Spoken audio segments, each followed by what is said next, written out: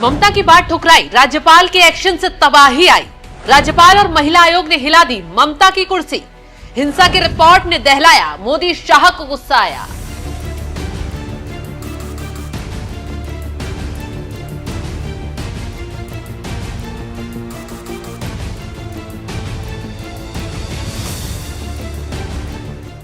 नमस्कार, आप देख रहे हैं एनएमएफ न्यूज में आपके साथ शबनम।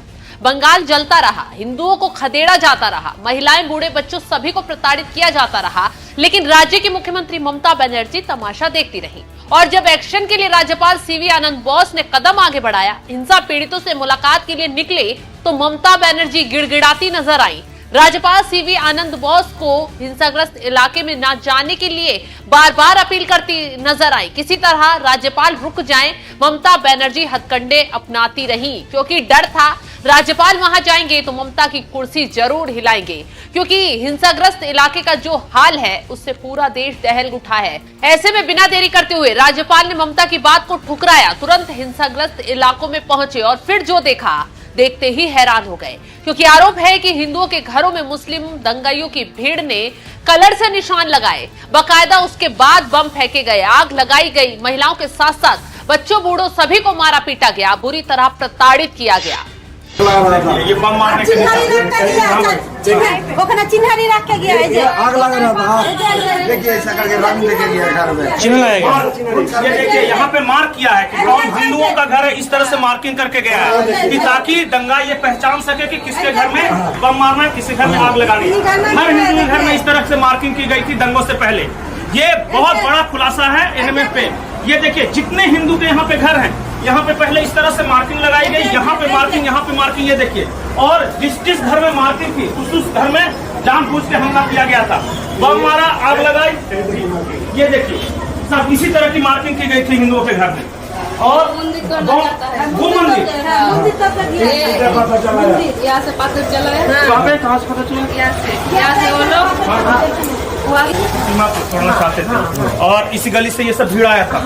घर भी इधर। हिंदुओं ने अब ममता बनर्जी की तानाशाही और दंगाइयों के खिलाफ मोर्चा खोल दिया है, क्योंकि वक्फ कानून के नाम पर भड़की हिंसा से करीब 500 से ज्यादा हिंदू परिवारों ने सिर्फ मुर्शिदाबाद से ही पलायन कर लिया है। इसी के चलते राज्यपाल के साथ साथ महिला आयोग हिंसा पीड़ितों का दर्द जानने के लिए निकली। बता दें, राज्यपाल सीवी आनंद बोस और महिला आयोग की टीम मालदा और मुर्शिदाबाद के हिंसाग्रस्त इलाकों में पहुंची। राज्यपाल और महिला आयोग पीड़ितों से बात कर रिपोर्ट तैयार कर रही है। दिल्ली में पीएम मोदी और अमित शाह को रिपोर्ट सौंपी जा सकती है। बंगाल हिंसा के मामले की रिपोर्ट राष्ट्रपति के पास भी पहुंचाई जा सकती है। सवाल यही है कि क्या हिंसा पीड़ितों की रिपोर्ट और बंगाल में खामियां मिलने पर पश्चिम बंगाल में राष्ट्रपति शासन संभव है। सवाल यह भी है कि ममता बनर्जी ने राज्यपाल से अनुरोध किया था कि वो मुर्शिदाबाद ना जाएं। इसके बाद भी गवर्नर सीवी आनंद बोस मालदा और मुर्शिदाबाद का दौरा क्यों कर रहे हैं? क्या बंगाल में कोई खेल होने वाला है? क्या राज्यपाल के हिंसाग्रस्त इलाके के दौरे से ममता बनर्जी को किसी बात का खतरा नजर आ रहा है?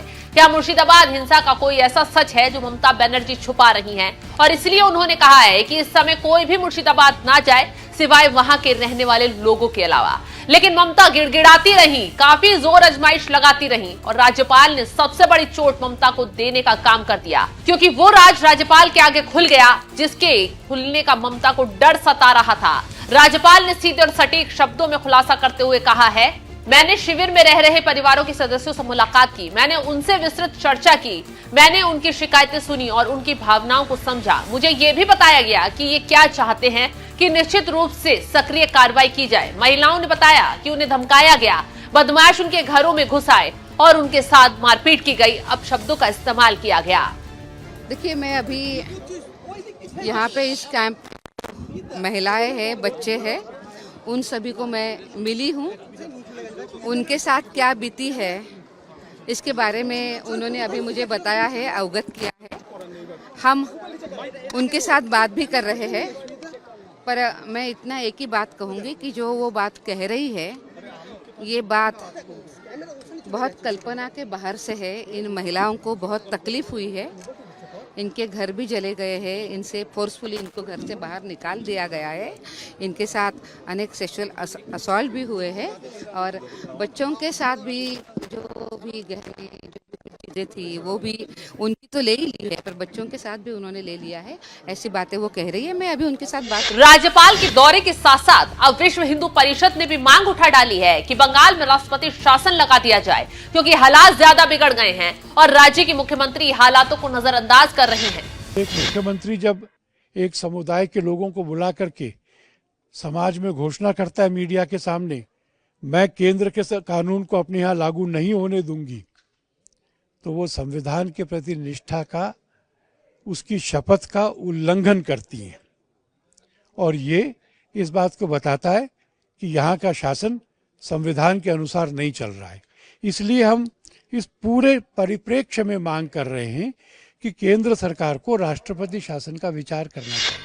खैर, जो भयानक तस्वीरें अब निकलकर सामने आ रही हैं वो ममता के राज का काला चिट्ठा खोलती जा रही हैं। बता रही हैं कि कैसे बंगाल में हिंदू सुरक्षित नहीं है, कैसे वक्फ कानून के नाम पर जिहादियों की भीड़ ने तांडव मचाया, कैसे हिंदुओं के घरों को जलाया, मंदिरों को तोड़कर तबाही मचाई गई, और आरोप लग रहे हैं कि ये सब ममता बनर्जी के नेताओं की शह पर हुआ।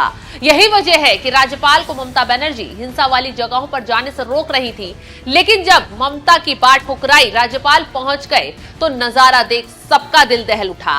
अब तो हिसाब किताब की बारी ममता बनर्जी की आ गई है, जो कितना भी चीखे, कितना भी चिल्लाए, मौलानाओं के साथ बैठक कर रणनीति कितनी भी बनाए, हिंसा पर कितनी भी खुद को बचाने की कोशिश करती नजर आए, क्योंकि बंगाल से जो रिपोर्ट अब भेजी जाएगी उस पर मोदी शाह की तरफ से एक्शन जरूर होगा, तो टीएमसी में सिर्फ और सिर्फ तबाही ही आएगी। यानी कि अब जल्द ही एक बड़ी खबर बंगाल से सुनने को मिल सकती है, क्योंकि मोदी शाह बंगाल के हालातों पर नजर गड़ाए हुए हैं और जिस तरीके से राज्यपाल और महिला आयोग ने वहां का दौरा कर रिपोर्ट तैयार की है, उससे कहीं ना कहीं ममता की कुर्सी हिलती हुई नजर आ रही है। फिलहाल आपको क्या लगता है, क्या दिल्ली से ममता के खिलाफ कोई एक्शन लिया जाएगा? क्या बंगाल में राष्ट्रपति शासन लग सकता है? कमेंट कर अपनी राय जरूर बताएं और तमाम खबरों के अपडेट के लिए आप जुड़े रहें।